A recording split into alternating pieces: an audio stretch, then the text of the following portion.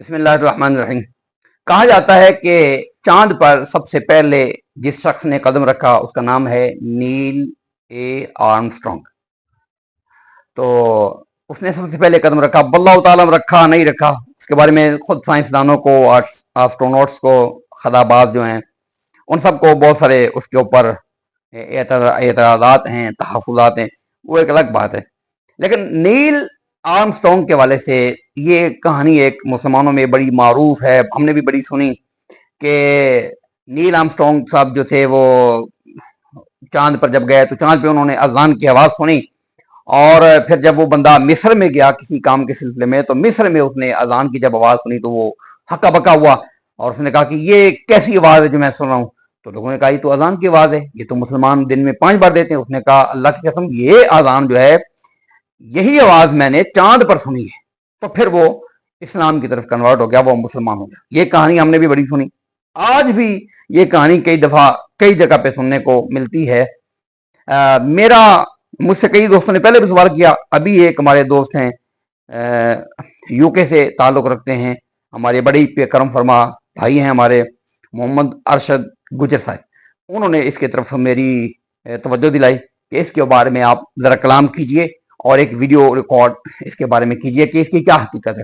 تو عرض ہے اس کی حقیقت کے بارے سے میں یہ گزارش کرتا ہوں۔ پہلے میں یہ بات کروں کہ اگر آپ حضرات میرے چینل پر نئے ہیں تو آپ میرے چینل کو پلیز سبسکرائب کر لیجئے اور اپنے احباب تک بھی ضرور شیئر کیجئے، اللہ کی رضا کی خاطر، میرے لیے نہیں، کسی اور کے لیے نہیں، اللہ کی رضا کی خاطر۔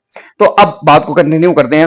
تو یہ جو مسئلہ ہے کہ نیل آرمسٹرانگ نے اذان کی آواز سنی، اس پر بات کرنے سے پہلے سب سے پہلے میں یہ بات کروں گا کہ جن لوگوں نے اس کہانی کو بنایا ان کا مقصد تو یہ تھا کہ اسلام کی حقانیت لوگوں پر واضح ہو اور لوگوں کو یہ یقین آئے کہ اسلام سچا دین ہے اور سچا مذہب ہے اور لوگ اسلام کی طرف آئیں۔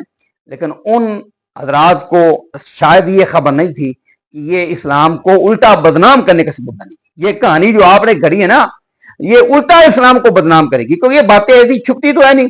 اور پھر یہ کہ نیل آرمسٹرانگ کی زندگی میں یہ باتیں جو ہے وہ معروف کر دیں، تو پھر اس حوالے سے اس مسئلے کو حل کیا۔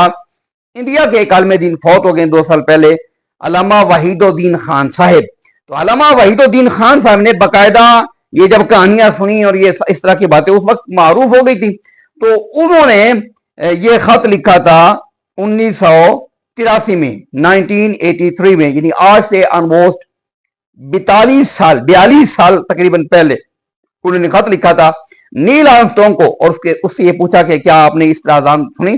تو نیل آرمسٹرانگ صاحب نے جو اس کو خط کے جواب میں اپنا جواب لکھا، وہ جواب ابھی موجود ہے کہ نیل آرمسٹرانگ نے اس بات کو بالکل واضح طور پر ڈینائی کیا۔ میں اس کی چند لائنز جو وہ پڑھ دیتا ہوں۔ تو نیل آرمسٹرانگ نے جواب میں کہا کہ the reports of my conversion to Islam of hearing the voice of adhan on the moon and later in Cairo، آگے پھر وہ بیرکٹ میں لکھتا ہے I have never been in Egypt۔ وہ کہتا ہے میں مصر میں کبھی گیا ہی نہیں۔ یعنی کمال کی بات یہ ہے کہ جس بندے کے بارے میں کہا گیا کہ چاند پہ اس نے اذان سنی، پھر مصر میں گیا اور مصر میں قاہرہ میں اس نے یہ اذان کی بات سنی، وہ کہتا ہے کہ I have never been in Egypt، میں کبھی مصر گیا ہی نہیں۔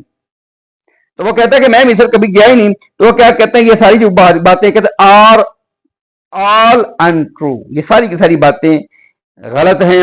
several magazines and newspaper in Malaysia, Indonesia and elsewhere have published these reports۔ کہتے ہیں بہت سارے اخبار نے اس کو رپورٹس کی، ان باتوں کو رپورٹ کیا ہے۔ تو کہتے ہیں کہ وداؤٹ ویریفیکیشن کے بغیر انہوں نے اس کو رپورٹ کرتا ہے۔ آگے کہتے ہیں I apologize for any convince that this incompetent journalism may have caused you۔ تو یہ نیل آرمسٹرانگ صاحب نے کہا ہے کہ میں کبھی مصر میں گیا ہی نہیں، میں نے اذان کی آواز کوئی نہیں سنی اور نہ ہی میں مسلمان ہوا ہوں۔